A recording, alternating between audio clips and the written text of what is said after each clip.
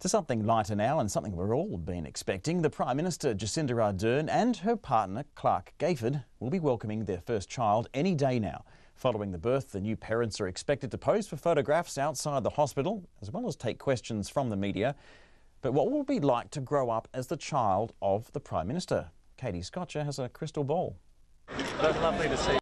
You didn't doubt she'd come, did you? Well, I wasn't quite sure if she would survive. At field days, it was clear that just 3 days from her due date, people were surprised to see the Prime Minister Jacinda Ardern out and about.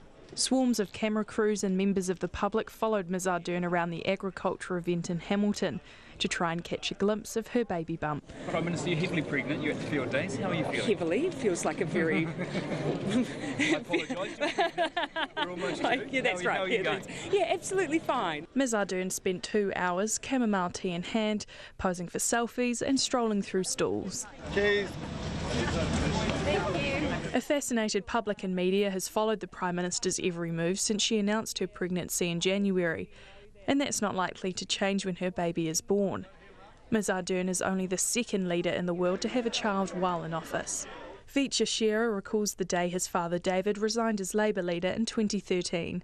He was 12 when his father, David Shearer, entered Parliament as the MP for Mount Albert in 2009, and 3 years later became the leader of the Labour Party.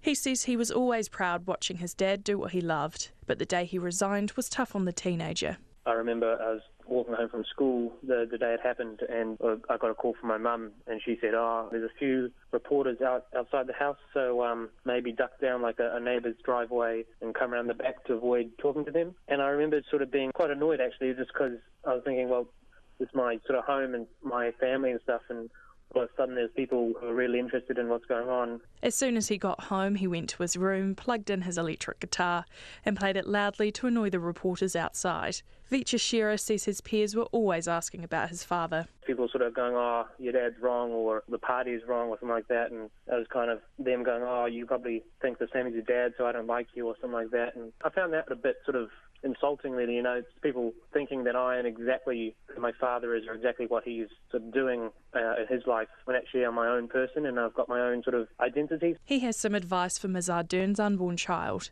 Don't be too offended by what people say or don't say to you or about you, considering who your parents are, because at the end of the day, every person is unique, every person is their own individual person, and so as long as you stay strong to who you are, it doesn't really matter what people may think of your parents or what they do. Senior media lecturer at Otago University, Catherine Fowler, says the birth of Ms Ardern's child is exciting, but the global hype will be nothing like the birth of the latest royal baby.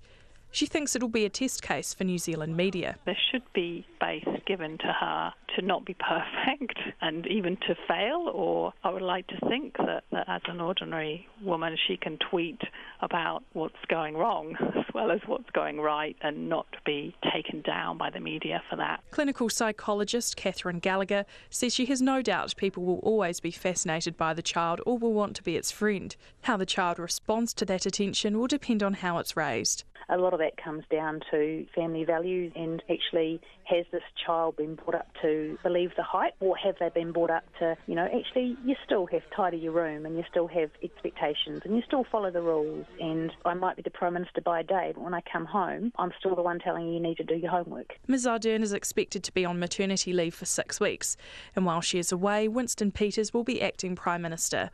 Upon her return to Parliament, Mr Gayford will take over chief baby duties as a stay-at-home dad. For Checkpoint, Katie Scotcher, Tēnei.